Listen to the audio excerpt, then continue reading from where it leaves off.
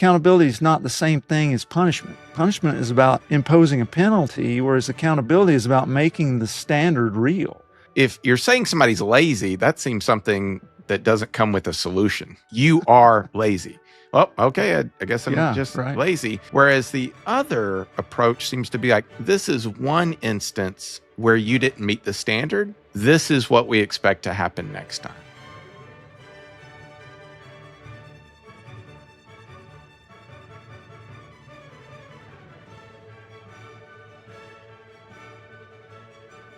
Welcome to Science of Leadership, where we talk about what it really takes to lead people well, not through slogans or tricks, but through principles grounded in research, experience, and the realities of working with human beings. I'm Tom Collins, and I'm joined by my friend and co-host, Justin Hamrick. Today, we're beginning a two-part conversation on holding people accountable. In part one, we'll focus on what accountability is, why leaders avoid it, and why the cost of avoidance so often falls on the people already carrying the most. In part two, we'll bring in the research and talk through a practical framework for having these conversations well. Justin, today we're talking about something leaders often say they believe in, but many of us struggle pretty mightily to do well. That's holding people accountable. That's one of those phrases everybody agrees with until they're the one that has to initiate or make the conversation. Yeah, no doubt. It sounds simple from a distance. Then you're sitting across from somebody, somebody you like or someone you know who's going to get defensive, someone who's been in the organization for years. And suddenly there's this accountability that feels much more complicated. I think leaders often struggle for a couple reasons.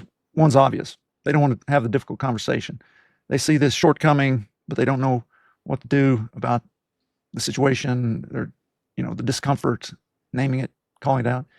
And the second is more uncomfortable for leaders to admit. Sometimes they never made the standard clear in the first place. And that was so important. So by the time they want to hold someone accountable, the person may not actually even know what success was supposed to look like in the first place. So part of the problem may be the person's performance, just something they did, something they messed up. But part of it can be what's wrong with many relationships, right? Is unclear expectations or a lack of clarity from the leader. Yeah. I think that has to be the starting point, really. Before accountability becomes a conversation about someone else's failure, I think it's incumbent on us as the leader to ask, did I make the standard clear? If the answer is no, then the first move isn't to be frustrated with the other person. It's not punishment. It's not blame. The first move should be for us to reset, to recalibrate, to go back to what should the expectation be. Let's set that out. Well, and that the expectation, not only what it was, but was it stated? Did you just imply it? Or did you actually give them the standard that you're going to hold them to? To do that seems both fair and a practical place to start with all this. You're right. It is. It is fair. And it is practical. And it's something we just fail to do so often. We expect people to know what our expectations are. I remember Admiral Snuffy Smith telling me, if you don't tell people what you expect of them, you won't get it. And that is so elementary, but it's so vitally important because we fail. So I think it's, something we have to do. Another thing that we got to think about as we're talking about this is that accountability is not primarily about being nice. It's starting with the standard. People accept roles. They join teams. They take on work. And when they do that, they make commitments. They make commitments to the work, to the mission, to the people. And those people are counting on them to get their part of the job done, right? So when someone doesn't do the work that they've agreed to, it's not that they just create this incomplete task. It shifts the burden.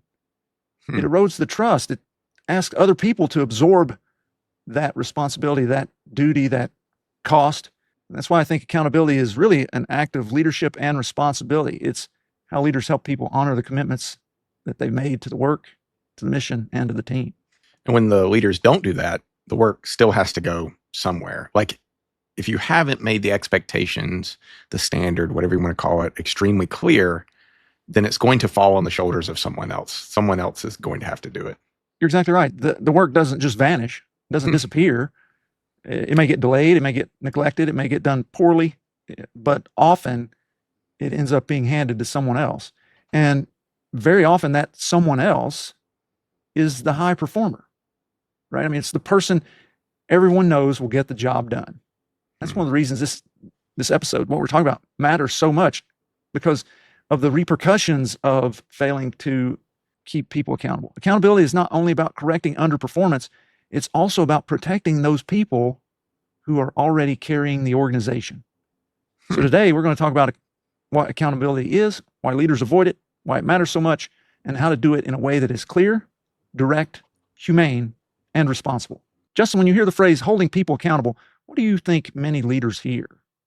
I think sort of twofold. I think probably not the second one we talked about, but really the first one. I think it is some type of discipline, some punishment, some correction of bad behavior. Not that the task wasn't accomplished, but it wasn't done in the right way. I think they, especially in medicine, they imagine someone get written up, some, whatever you want to call it in your organization, some safety report comes out and they didn't do something correctly. Somebody got mad at them. They get called out. They get put on a performance plan or maybe even fired. Like that's what sort of comes to mind, that sort of uncomfortable correction of behavior that we mentioned. Yeah, I think you're right. I think that's why so many leaders hesitate to hold people accountable. Accountability has started to have this connotation of being punitive, right? But accountability is not the same thing as punishment. Punishment is about imposing a penalty, whereas accountability is about making the standard real. It's saying, this is what the role requires. This is what we agreed to. This is what the team needs. This is what the work demands. And we have to be honest about whether that's happening. So accountability is not what happens after somebody fails. Like it seems to be like a clear delineation of expectations, the standard, the objectives, and where that person or persons might have fallen short from it. Right. And that's a huge part of our discussion today that I think I want our listeners to really home in on, is that accountability isn't just an after the fact sort of thing. And it's not just about the person that needs to be held accountable. It's so much about the leader. There is accountability before the fact, and there is accountability after the fact. And accountability before the fact is about clarity. It's the leader saying, hey, here's the standard. Here's what is expected. This is what success looks like. Here is how we will know whether we are meeting it. Here's when we will follow up on that. And accountability after is follow through. It's the leader saying, hey, here's this gap, this shortcoming. This is why it matters that's a shortcoming. Here's what needs to change. Here's the support that we have available to help with that change. Here's what happens if that gap continues. If we only think about accountability sort of ex post facto, after something has gone wrong, we're way too late. It also doesn't seem to focus on some shortcoming of the person, like something that they don't have. It seems to make accountability feel less like a reaction to some behavior and more like a part of leading the work. Like, this is how we're going to go forward with this team. Hey, maybe I wasn't clear. This is the expectation we have. Remember, we discussed this. This is where I see your part in it falling short of that. This is how we're going to be better tomorrow as a team. Like, this is how we're going to lead the work. It's creating a framework or the conditions for success for the individual, for your team, for the mission. It's setting that all up on the front end. And again, we're so, in my experience, so terribly poor at doing that, right? But this accountability connects to one of the principles from the 4 stars of leadership. And that is, great leaders never walk by a problem. When somebody's not doing their job, that's a problem. And if you choose to walk by it, that's a leadership failure. Not to mention the fact that it's a leadership failure for us to not set the expectations. But if you identify the problem and you choose to walk by it, when you see that gap between the standard and reality, you can't ignore it, because when you do, you've lowered the standard. That's a really important part of this. Now, when you see that gap, you shouldn't detonate over it. Don't embarrass somebody, publicly. You want to praise in public, correct in private, but don't pretend like it isn't there either.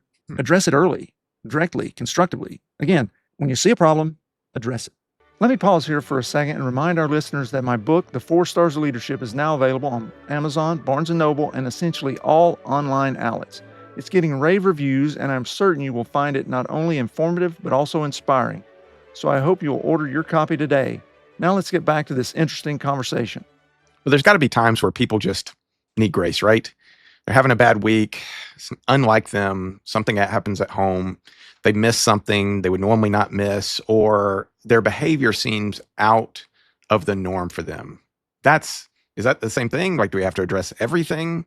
Like, when do we know what to do? Yeah, I mean, that's a really good question, a really good and important point, because grace matters. We're talking about, I think, grace is, you said, hey, they had an off week. Baseball, maybe you have a couple of bad games, you're just not hitting the ball. Okay, you don't get traded because of that, right? Like, that's, hey, we're just having a bad week. Good teams need space to be human, to screw up a little bit now and then, right? But grace and avoidance are different.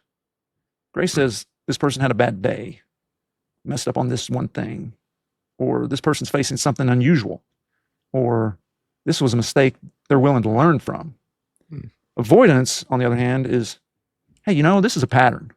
I keep seeing this coming up, and everyone knows it's happening repeatedly, and the standard is still not being met, and I keep finding reasons not to address it. That's avoidance. That's not grace. That's the leader walking by that problem. You mentioned earlier, it's not about blame. It's not about calling people out. But obviously, grace is not avoidance. It's not addressing it. Or like you were saying, rationalizing it in your mind. Oh, they're having an off week. I don't need to address this. Even if it is a one-time occurrence, probably still need to address that. But how do you separate those two, the accountability and blame? Because they tend to overlap. And I think that's a lot of what we were talking about earlier. This is why leaders avoid it, because maybe they're friends with these colleagues. Maybe they're very close and they don't want to blame them. And so it's really easy to sort of rationalize it. But how do we separate those two? Yeah, I think the leader who is blaming asks, whose fault is this? The leader who's trying to hold somebody accountable says, or asks, what standard have we missed? What needs to change? What do we need to do next to make sure that this is improved? That can sound like a small distinction, but it changes the whole conversation. Blame, and we've all experienced this, blame becomes personal.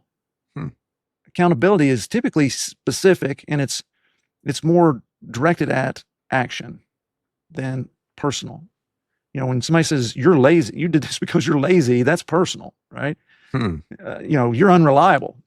A leader who is trying to hold somebody accountable doesn't say that. They say, hey, look, the last 3 reports that you put together came in after the deadline that we had established, and that delayed everybody else on the team. So instead of saying you're not a team player, the leader says, hey, in these last 2 meetings, you interrupted several people, and afterward they told me that they didn't feel like they were able to contribute. So I think that that's a way that we can distinguish between blame and accountability. It seems like you name the behavior or the outcome, but not a character flaw. Like you're trying to separate, this is something innate about you, which really sort of almost tells me, like, if you're saying somebody's lazy, that seems something that doesn't come with a solution. You are lazy. Well, okay, I guess I'm just lazy. Whereas the other approach seems to be like, this is one instance where you didn't meet the standard, which almost really just flows into, this is what we expect to happen next time. Yeah, you're right. I mean, accountability should name the shortcoming, not attack the person. If I walk in and say, you're lazy, or you're selfish, or you're incompetent, I may be expressing my frustration with you, but I'm probably not helping you improve, right? You're going to be defensive. You're not going to listen. It's just not going to be helpful. But if I can say, hey, here's what happened. Here's the standard. Here's the gap. Here's why it matters. When we can do that, we can lay that out. Then, as you say, we have something that we can work on. Here's something that we can improve. We can get better. Whereas blame doesn't offer a solution, just as you pointed out. Blame seems to go more towards, I guess, the conclusion of the actions. Like you're almost assigning some character trait that you believe is the result of those actions. Well, they didn't turn in these 3. Well, you must be then inherently lazy. It's almost like this leap of assumption that you have to make to go to blame to do that. Yeah, it's the fundamental attribution error. We only have the data we have. And so if somebody does this 3 times in a row, it's because they're incompetent, not because, they have these other things going on. Yeah, so exactly. Thinking about the kinds of accountability gaps that there are, I think we could name at least 3. And the first is a performance gap, right? The work's not being done at the expected level. It may be late, incomplete, inaccurate, whatever the case may be. So that performance gap. And those of us who've spent a lot of our lives in training, I think we tend to focus on that. Like we have, we've come in the system, and that's a place where we might get caught up. The second is a behavior gap. The way the person's working is creating problems for other people. They may be dismissive, disruptive, defensive, passive-aggressive, unreliable, incooperative, whatever it may be. And the third is a values violation. And I think this is a different one, right? Like these are legal, ethical, moral, professional standards that we can't tolerate, that we don't, that on the front end, I don't think we should have to spell out, hey, look, welcome to our team. Around here, we don't lie, cheat, steal, murder, go through the list, right? Extort. That's in the mission statement. Right. Like you shouldn't have to spell that stuff out. That group of values violation, if you will, that should be something that people know. And if they don't, you probably don't want to hire them in the first place. But the other two, performance and behavior, that's where we see a lot of issues when it comes to holding people accountable. So if the expectation was unclear, you can reset it. Repeat your standard, your expectations. But if somebody violates an obvious ethical or professional line, then like you said, that's not a clarity problem. This is not something we should have to spell out.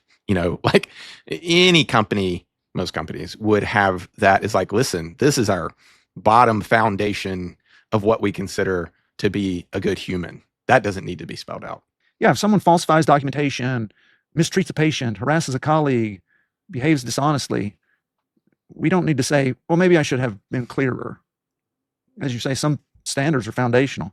I'm having this flashback to when I was in medical school, and one of the students in our class like detonated on rounds and started kicking another student. Like that, what? Like really, like aggressively.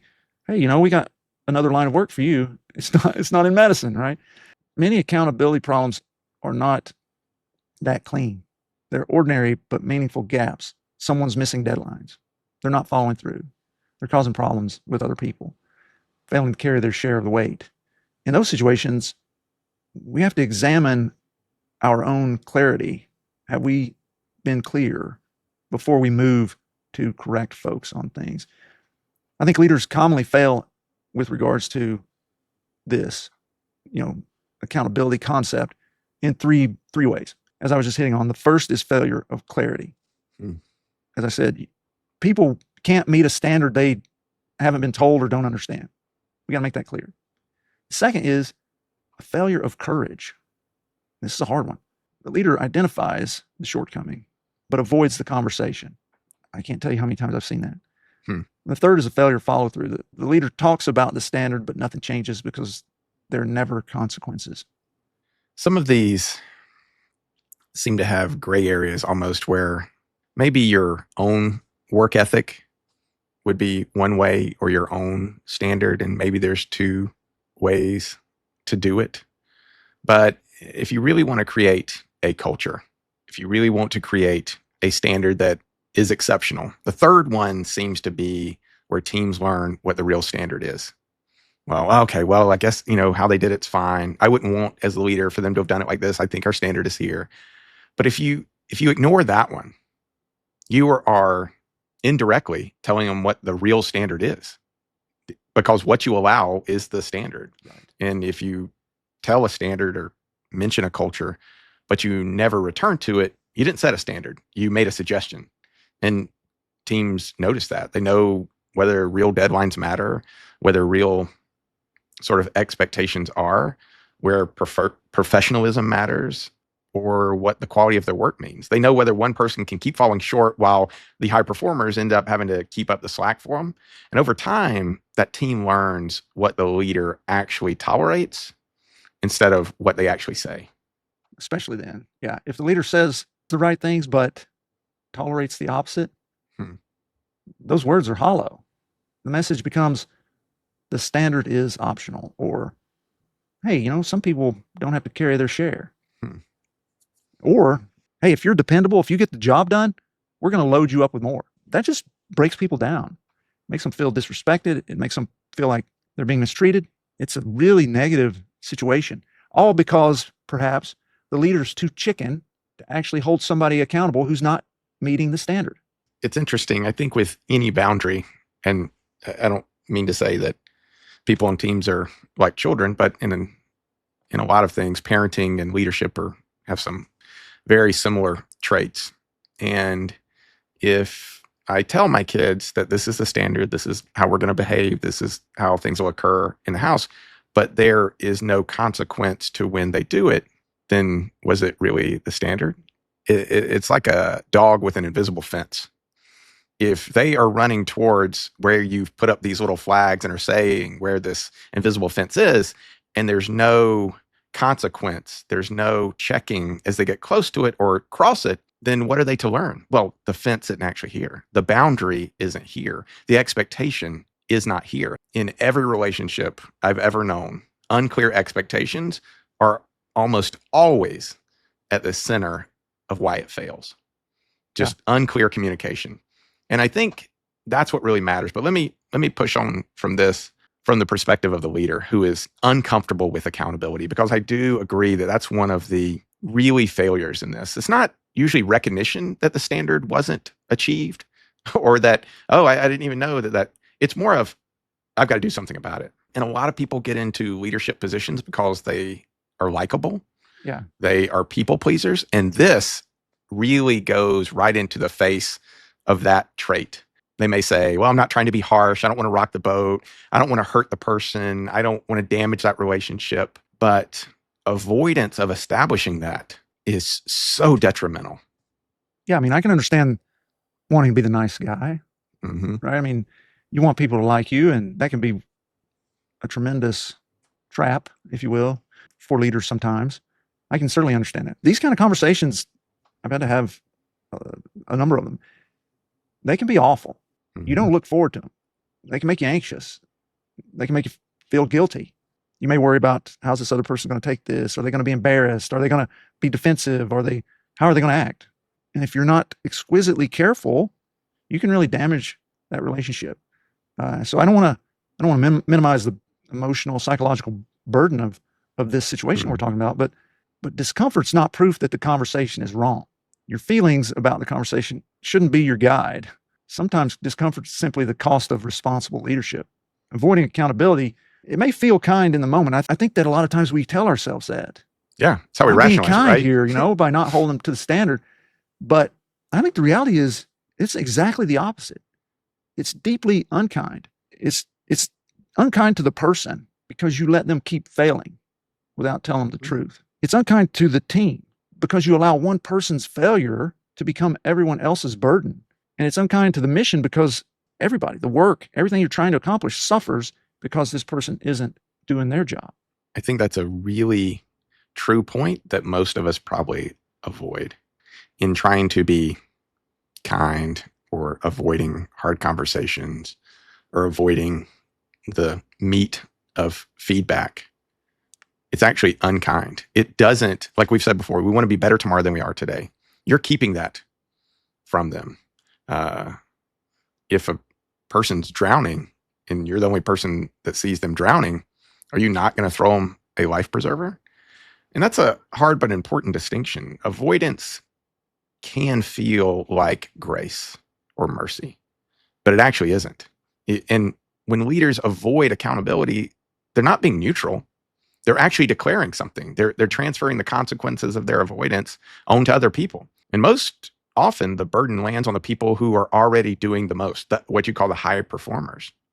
Accountability protects the people who are meeting the standard because the work is still there. Like you said, the work is still there. And especially if the person not meeting the standard is affecting others, their poor behavior, their not meeting the standard of the work, them doing just enough where everyone else is excelling and your standard is excelling. That really hurts the team. And like we said before, what you're telling the rest of the team is, I'm okay with this. Right. I'm okay with the very bottom because not addressing it, not dealing with it, and I'm not asking any more than that. Yeah, I mean, that's what I'm hoping to do here in our conversation is to shift the mindset from worrying specifically about this one person, how they're going to feel, right? To think about all the other people that they're negatively impacting. And what are you doing to those people by, allowing that to happen? Start shifting the mindset to how do we protect those people who are meeting the standard? Because accountability is not only about the person who's missing the standard, it's about the people who are meeting it. If that one person consistently fails to do their part, someone else is going to compensate. Someone else stays late. They double check the work. They repair the relationship. They calm the family, the customer, the patient, the colleague, whoever it may be. Someone else carries the stress. And at some point, that person starts to wonder, why am I working so hard in a system that does not protect me when this other person is not living up to their end of the deal? And then that person ends up deciding perhaps they'll go elsewhere. Yeah. Or that they're like, why am I working so hard? Like, I'm just going to do what they do. Yeah. And so now, mediocre too. Exactly. Now you've gotten everyone to come down to that. And that's very real in medicine. There are always people who become the workaround. Everyone knows they will get it done, so the system keeps leaning on them. And if you allow people to do what you don't think is enough, then the other people, the people that, quote unquote, have a better work ethic, and they're going to keep shouldering it. But you're absolutely right. You're only damaging those high performers, because they're going to look around and be like, I'm not getting paid anymore. Why am I doing so much more work? Their own character will only take them so far. Yeah. I mean, it is in a sense a form of exploitation. I'm reminded of, I may have shared this on a previous episode, I'm not sure, but when I was a third year medical student, I was doing my surgery rotation. A lot of nights I just slept at the hospital because the apartment was so far from the hospital. I needed to be there so early. I was there so late that I would just stay at the hospital even when I wasn't on call. And there were other students on surgery rotation who would not answer the pager in the middle of the night when they were on call. Instead of correcting that, they would call me. The surgery residents would call me because they knew I would answer even when I wasn't on call. And so I was up all hours of the night, multiple days, nights in a row, holding retractors and all the terrible stuff that you do when you're on surgery rotation as a medical student, because I would answer the page, because I was holding up above the standard. And so, I was exploited in a real sense. Meanwhile, the underperformers are fast asleep in the call room, and nobody wants to deal with that problem, all that goes with that. And over time, when those sorts of things happen, the high performer decides I'm leaving. The organization gets weaker. The people who get things done get burnt out and they leave. And the people who don't get things done stay. That's one of the reasons that accountability has this sense of a moral weight to me. It's not just a management technique. It's a way of protecting those commitments of your team and your organization. Justin, can you think of a time in medicine when someone wasn't held accountable early enough and the consequences became much larger than they needed to be? Not just one, like you said. I think medicine, like many things, has a lot of people-pleasing high performers. And if they see a deficit, they will just do it. One repeated example seems to come to mind where we may have a number of cases in pediatric anesthesia that need to be done, and maybe someone is up for it. It's their turn to sort of do a longer, more difficult case, and they complain and they delay, and it ends up that someone else that wasn't their turn ends up doing it. And most of the time it's because, the person assigned it knows they won't complain. They know they'll just get the job done. And it is so detrimental because twofold. One, you're telling the person who is the high performer, you are going to do more than your share of work. This is not equitable. Because we know you are a strong worker, we're going to give you more of it with no more reward. And what it's telling the low performer is that bad behavior, that not meeting the standard, will be rewarded with what you want. Yeah. Which is not addressing that you're not meeting the standard. And in both cases, I believe it is absolutely catastrophic. I know we'll get to this later, but in our practical, this really is going to diverge from parenting. There is a relationship in a parent over a child that has some assumption of this person's growing, this person's developing. I think what we're going to really get into in the practical part of these conversations is most of the time these are adults. Yeah. These are adults that, maybe mid or late in their career. Who still act like children, though. And how do we give feedback to those? Like, how do we approach that? And I've seen teams fall apart because that type of work that didn't meet the standard wasn't addressed. And most of the time it becomes, well, that's just who they are, meaning the low performer. Yeah. Like everybody just says it. Oh, that's just who they are. Oh, they just do that. And it's just sort of swept away when it is a toxic culture killer. It is a team killer. Yeah. And it just grows over time, right? Like you're reinforcing their bad behavior, just like you said. You're piling more on these other people. People get frustrated. You lose, as a leader, you lose all credibility. Eventually, people don't listen to anything you have to say. So, and the longer we wait, the harder that it gets to have that conversation. I'm struck by how important this is, how important it is for leaders to get this right. Not only if they do it, but how they do it. So why do so many leaders and organizations avoid these conversations? That's the question every leader has to face, because by this point, I think most of us would agree that accountability matters. We know the work does not disappear. We know the burden often lands on the high performers. We know the team is watching what the leader tolerates. And yet, even good leaders still avoid these conversations. So why is that? Why do capable, thoughtful, well-intentioned leaders walk by problems they know they need to address? And what happens inside a team when they do? That's where we'll pick up in part 2. We'll look at the psychology of avoidance, the organizational barriers that make accountability harder, the research on tolerated underperformance and turnover, and then we'll give you a practical framework for having the conversation you may have been avoiding. Because avoiding accountability may feel kind in the moment, but as we'll see in part 2, it often becomes one of the most unkind things a leader can do. Remember, leadership is about helping those we lead do great things. It's a journey of continual growth and learning. When we embrace that journey with curiosity, courage, and humility, we can confront challenges, overcome barriers, and foster environments where everyone can succeed. If you enjoyed today's episode, be sure to follow or subscribe, leave a comment, and share the episode with others who are passionate about leadership. Until next week, keep leading with character, competence, caring, and communication. This is Tom Collins. Let's keep growing.